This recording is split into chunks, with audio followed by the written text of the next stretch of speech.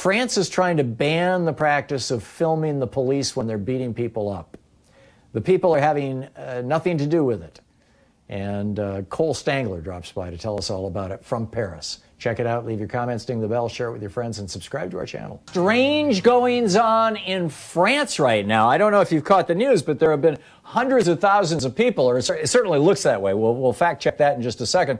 Out in the streets, because the government of France is trying to do something that has been tried by some states in the United States, which is making it illegal for you to use your videotape device or your iPhone or whatever to video record or audio record the police as they are, engaging in police brutality, as they're up to no good.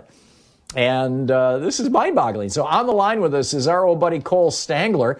He's now a Paris-based journalist covering labor and politics, and he writes and produces for the international news network France 24, where Louise and I have seen him on the air several times. It's usually where we get our news on the weekends, is France 24. Cole, welcome back to the program. ColeStangler.com, by the way, the website, Stangler. Cole, welcome back to the program. Tell us, and also Cole Stangler is the Twitter handle. Tell us, how did this start? Yeah, thanks, Pat, for having me.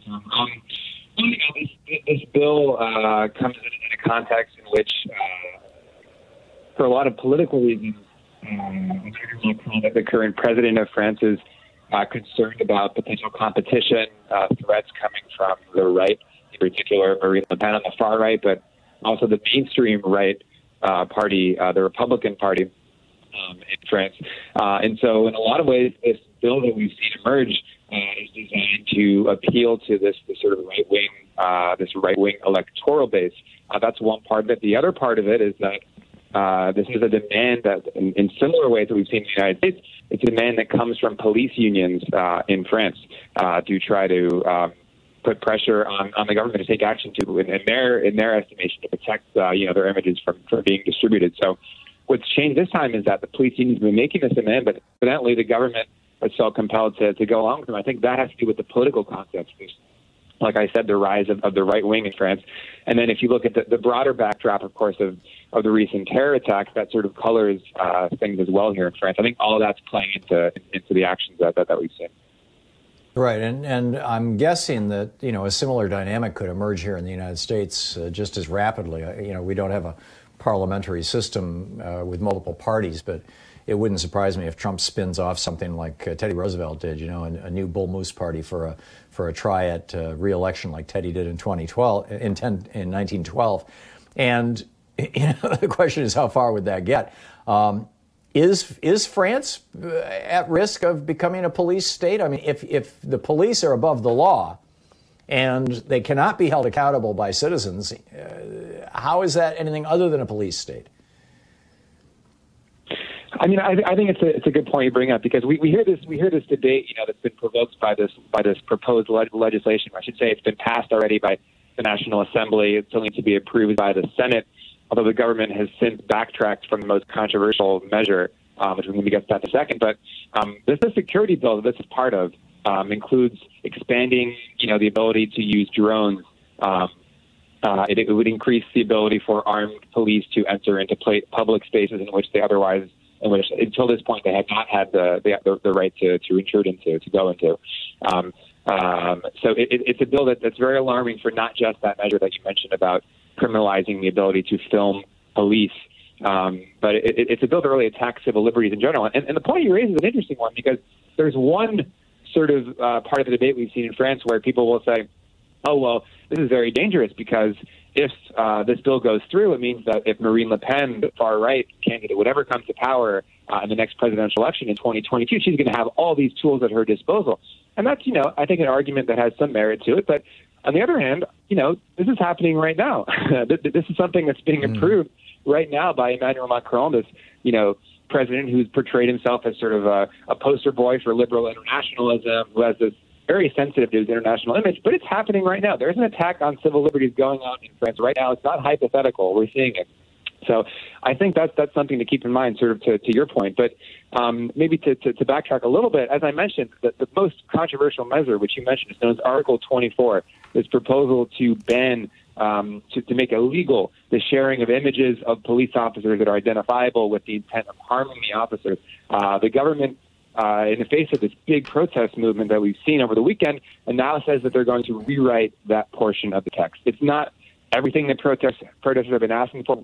People want the whole bill to be passed out, but it does mark a concession from Macron's party. One of the things we're seeing here in the United States, Cole, is we're talking with Cole Stangler. That's his Twitter handle and his website as well are all colestangler.com, et cetera, who's a Paris-based reporter and writer and producer with France 24 Television. One of the things that we're seeing here in the United States, here in Oregon, there were, 8 or 10 small towns this was reported in the Oregonian, our statewide newspaper, where this was like 2 months ago or thereabouts, or a month ago, when the George Floyd protests were going on, where dozens, and in one case hundreds, of local citizens who live in these small towns showed up on Main Street at 4 o'clock at the corner of 5th and Main kind of thing with guns. I mean, every single one of them heavily armed, from AR-15s down to pistols to hunting rifles, because they were told and they believed that Antifa and Black Lives Matter were sending busloads of black people into their town to smash windows and rape their wives. And it turned out that this was stuff that was being delivered to these people in emails and on Facebook, and ultimately they found it was coming out of either Russia or Ukraine. There are trolls operating on behalf of, and also, we've seen this kind of propaganda, coming out of Iran, we've seen it coming out of Saudi Arabia, we've seen it coming out of China. It seems like, the majority of it's coming out of Russia, but who knows? But to what extent do you think that this hard right, anti-democratic, small d, movement in France is responding to essentially outside agitators, or has France not even done the deep dive on that? Zuckerberg seems to be, just fine with Trump going full authoritarian. Why wouldn't he be with Macron? What's going on?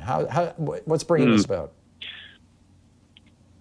I think there's a lot of factors that explain the rise of the far right in France. It's a process that's been taking place, for decades, really. And the National Rally, the renamed National Rally Party, had a lot of success under François Hollande, the Socialist Party president who preceded Macron. I think in large part the National Rally gained support because of Hollande's very poor presidency. He finished as the most unpopular modern French president, very single-digit approval ratings, showing an inability to really contest. We talked about this before, I think, to really challenge the austerity drive that we saw across Europe. In France, perhaps less so than when you think about Spain and Greece, but France had its own sort of mini version of austerity, restrained public spending.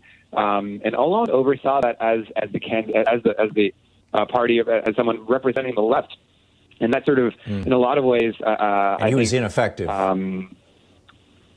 And he was very ineffective. Hollande, a very ineffective, as you say, president. I think that greatly benefited the National Rally. When you think as well about his inability to really address, the bigger problem of deindustrialization. When you think about the North and the East in France, which are hubs for the National Rally, the party does well. Was he? Cole, forgive the interruption. We just have 10 seconds. Was Hollande blocked by the Mitch McConnell of France, or was he simply incompetent? I think a lot of decisions were his own making. If you think back to the Obama years, had a full majority in the legislature, had a presidency, had the opportunity to do things, and ultimately, decided not to pursue them. Fair.